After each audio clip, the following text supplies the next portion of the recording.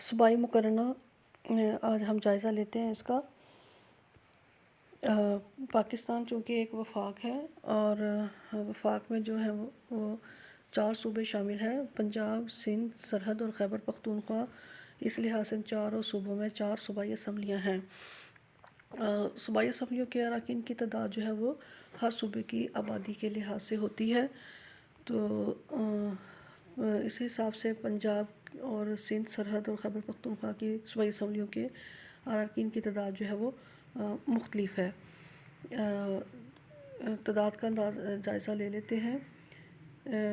Punjab assembly کے اراکین کی تعداد جو ہے وہ 371 ٹوٹل ہے۔ ان میں سے 297 جو ہے وہ جنرل ہیں، 66 خواتین کی ہیں اور 8 جو ہے وہ مائنورٹیز کی یا اقلیتوں کی ہیں۔ پھر سندھ کی ہیں 168 کل ہیں، 130 ان میں جنرل نشستیں ہیں اور 38 خواتین کی اور 9 جو ہیں وہ اقلیتوں کی ہیں۔ اسی طریقے سے جو ہے وہ بلوچستان کی جو ہے وہ ٹوٹل 65 ہیں، ان میں 51 جو ہے وہ جنرل ہیں اور 11 خواتین کی اور 3 مائنورٹیز کی ہیں۔ اور پھر خیبر پختونخوا کی جو ہے وہ 124 کل ہیں اور 99 جنرل ہیں، 22 جو ہے وہ خواتین کی اور 3 جو ہے وہ اقلیتوں کی ہیں۔ ان صوبائی اسمبلیوں کے اراکین کا انتخاب جو ہے وہ عوام جو ہے بالغ رائے دہی کی بنیاد پر جو ہے وہ اپنے ووٹوں کے ذریعے براہ راست کرتے ہیں، لیکن خواتین اور اقلیتوں کی نشستیں ہیں، ان کو پارٹیاں جو ہیں وہ اپنے حاصل کردہ ووٹوں کے مطابق چوز کرتی ہیں۔ صوبائی اسمبلی کے آگے اختیارات کا جائزہ لے لیتے ہیں۔ سب سے پہلا اختیار تو اسمبلی کا، صوبائی اسمبلی کا جو ہے وہ قانون بنانا ہے، کیونکہ وہ ایک قانون ساز اسمبلی ہے۔ تو اس سے پہلے جیسے آپ کو بتایا گیا ہے 3 فہرستیں ہوتی ہیں وفاق میں: مرکزی امور کی، صوبائی امور کی اور متصل امور کی۔ تو ایسے معاملات جو کہ صوبائی امور کی فہرست میں آتے ہیں اور اس کے علاوہ متصل امور کی فہرست میں آتے ہیں، ان کے بارے میں صوبائی اسمبلی جو ہے وہ قانون سازی کرتی ہے۔ قانون سازی کے لیے اگر صوبائی اسمبلی متصل امور کی فہرست کے بارے میں بھی کوئی قانون بنا لیتی ہے، لیکن اس کے بارے میں پھر مرکزی اسمبلی بھی کوئی قانون تخلیق کر لیتی ہے، تو پھر صوبے کا بنایا ہوا قانون جو ہے وہ ختم ہو جائے گا اور مرکز کا بنایا ہوا قانون جو ہے وہ قائم رہے گا۔ پھر اس کے بعد ہے مالیاتی اختیارات۔ مالیاتی اختیارات میں جو وزیر ہوتا ہے، وزیر خزانہ، وہ پورے صوبے کا جو ہے وہ سالانہ بجٹ تیار کرتا ہے۔ بجٹ وہ وزیر اعلیٰ کی ہدایت کے مطابق تیار کرتا ہے اور اس بجٹ کو پھر صوبائی اسمبلی میں منظوری کے لیے پیش کیا جاتا ہے اور پھر صوبائی اسمبلی سے منظوری کے بعد اس کو جو ہے وہ نافذ ملک کے اندر جو ہے وہ لاگو کر دیا جاتا ہے۔ اور یہ کہ صوبائی اسمبلی کی منظوری کے بغیر ملک میں نہ تو کوئی ٹیکس نیا لگایا جا سکتا ہے اور نہ ہی پرانے ٹیکس میں کوئی ترمیم ہو سکتی ہے، یعنی نیا ٹیکس لگانا اور پرانے ٹیکس کو ختم کرنا یا کوئی ترمیم کرنا، یہ صوبائی اسمبلی کا ہی کام ہے۔ انتظامی اختیارات میں اب وزیر اعلیٰ جو ہوتا ہے وہ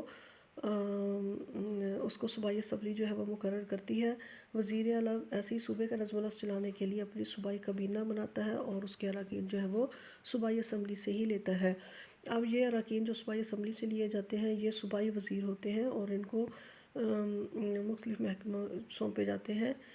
اور اپنے اپنے محکموں کے لیے یہ پالیسیاں بناتے ہیں اور حکمت عملی تیار کرتے ہیں۔ اب یہ صوبائی وزیر جو ہیں وہ وزیر اعلیٰ کو بھی جواب دہ ہیں اور صوبائی اسمبلی کو بھی جواب دہ ہیں اور صوبائی اسمبلی کے اجلاسوں میں یہ پیش ہوتے ہیں اور صوبائی اسمبلی ان کے خلاف جو ہے وہ عدم اعتماد منظور کر سکتی ہے اگر وہ صوبائی اسمبلی کو مطمئن نہ کریں تو۔ اگر صوبائی اسمبلی کسی وزیر کے خلاف جو ہے یا وزیر اعلیٰ کے خلاف تحریک عدم اعتماد منظور کر دے تو ان کو مستعفی ہونا پڑتا ہے۔ اس کے علاوہ جو ہے انتخابی اختیارات بھی ہیں۔ صوبائی اسمبلی کے اراکین جو ہیں وہ صدر پاکستان کا انتخاب بھی کرتے ہیں۔ اس کے علاوہ وہ وزیر اعلیٰ، صوبائی اسپیکر اور صوبائی ڈپٹی اسپیکرز کا انتخاب کرتے ہیں۔ صوبائی وزیر اعلیٰ کا انتخاب صوبائی اسمبلی کے اراکین مل کر کثرت رائے سے کرتے ہیں۔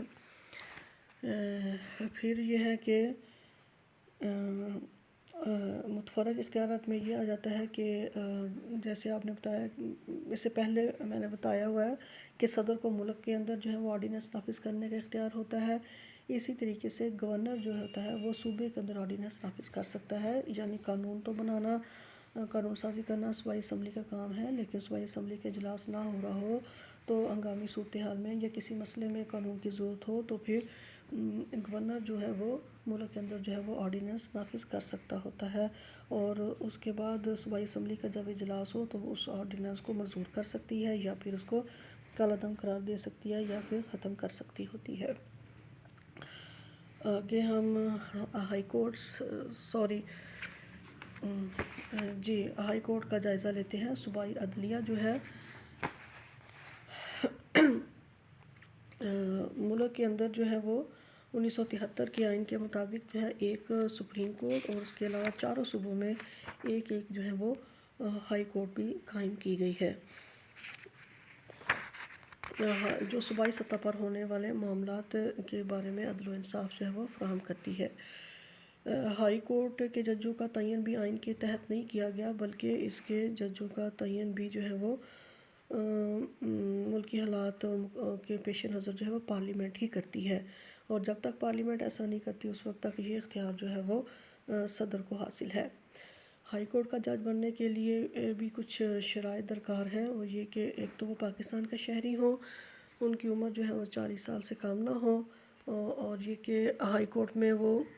وکالت کا 10 سالہ تجربہ رکھتے ہوں، یا پھر 10 سال تک کسی اور عدالتی عہدے پر فائز رہے ہوں، یا پھر 3 سال تک وہ بطور ڈسٹرکٹ اور سیشن جج جو ہے وہ کام کر چکے ہوں۔ ہائی کورٹس کے چیف جسٹس اور دوسرے ججوں کا تقرر جو ہے وہ صدر پاکستان پارلیمانی کمیٹی اور جوڈیشل کونسل کی سفارش پر کرتے ہیں۔ اور یہ کہ اگر ہائی کورٹ کا کوئی جج جو ہے دماغی یا جسمانی معذوری میں ملوث ہو، یا پھر اپنے اختیارات کا ناجائز استعمال کرے، بدعنوانی میں ملوث ہو، یا پھر آئین کی خلاف ورزی کرے، تب ایسی صورت میں جو ہے وہ کسی بھی جج کو برطرف کیا جا سکتا ہے، لیکن تحقیقات جو ہے وہ سپریم جوڈیشل کونسل کرتی ہے، اور سپریم جوڈیشل کونسل کی تحقیقات اور سفارش کے بعد جو ہے وہ برطرف صدر پاکستان کرتا ہے۔ ہائی کورٹ کے ججوں کی ریٹائرمنٹ کی عمر جو ہے وہ 62 سال ہے، اور ہائی کورٹ کا جو چیف جسٹس ہے وہ اس صوبے کے گورنر کے سامنے حلف اٹھاتا ہے،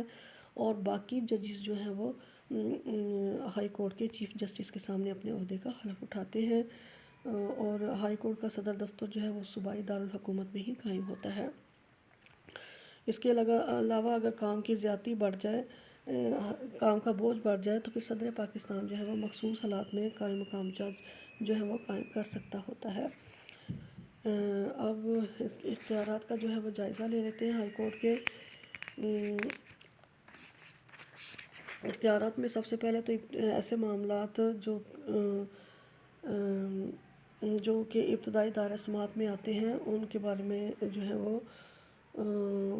ہائی کورٹ کو اختیار ہے، یعنی عوام کے بنیادی حقوق کا اگر کہیں پہ جو ہے وہ عوام کے بنیادی حقوق کے تحفظ کا خیال آتا ہے، سوال پیدا ہوتا ہے، اور جو ہے کوئی ادارہ جو ہے عوام کے بنیادی حقوق کو ختم کرتا ہے، تب ایسی صورت میں کوئی شہری درخواست دے تو پھر جو ہے وہ عوام کے بنیادی حقوق کو بحال کرنے کا حکم جو ہے وہ عدالت دے سکتی ہوتی ہے۔ اس کے علاوہ ہائی کورٹ جو ہے وہ تمام ڈسٹرکٹ اور سیشن کورٹس کے دیوانی اور فوجداری مقدمات کے خلاف اپیلیں سنتی ہے، اور ہائی کورٹ جو ہے وہ تمام متحد عدالتیں جو ہوتی ہیں ان کی نگرانی کرتی ہے، اور ان کے لیے اصول و ضوابط طے کرتی ہے، اور ان کو ہدایت وغیرہ جاری کرتی ہے۔ اس کے علاوہ اگر ہائی کورٹ جو ہے اس سے گورنر یا وزیر اعلیٰ کسی قانونی نکتے پر مشورہ مانگے تو پھر ہائی کورٹ جو ہے وہ مشورہ دیتی ہے، لیکن وہ ماننے کے پابند نہیں ہے۔ اس کے علاوہ ہائی کورٹ کسی شخص پر توہین عدالت کے سلسلے میں مقدمہ بھی چلا سکتی ہے اور اسے سزا بھی دے سکتی ہے۔ پھر یہ ہے کہ ہائی کورٹ جو ہے اپنی صوبائی حدود کے اندر مختلف قسم کے حکم نامے جاری کرتی ہے، یعنی کسی افسر یا کسی ادارے کو کسی کام کرنے سے وہ روک سکتی ہے جو اس کے اختیار میں نہ ہو، منع کر سکتی ہے، یا پھر کسی کو کوئی کام کرنے کا حکم دے سکتی ہے، اور اس کے علاوہ کسی زیر حراست شخص کو اس کی درخواست پر جو ہے وہ رہا کرنے کا حکم دے سکتی ہے، کہ اور یہ معلوم کرتی ہے کہ اسے غیر قانونی طور پر تو قید نہیں رکھا گیا، اگر یہ ثابت ہو جائے تو عدالت اسے رہا کرنے کے حکم جو ہے وہ جاری کر سکتی ہے۔ اس کے علاوہ ہائی کورٹ کسی بھی سرکاری عہدیدار سے یہ وضاحت طلب کر سکتی ہے کہ وہ کسی قانونی اختیارات کے تحت اس عہدے پر فائز ہو سکتے ہیں یا پھر نہیں ہو سکتے ہیں۔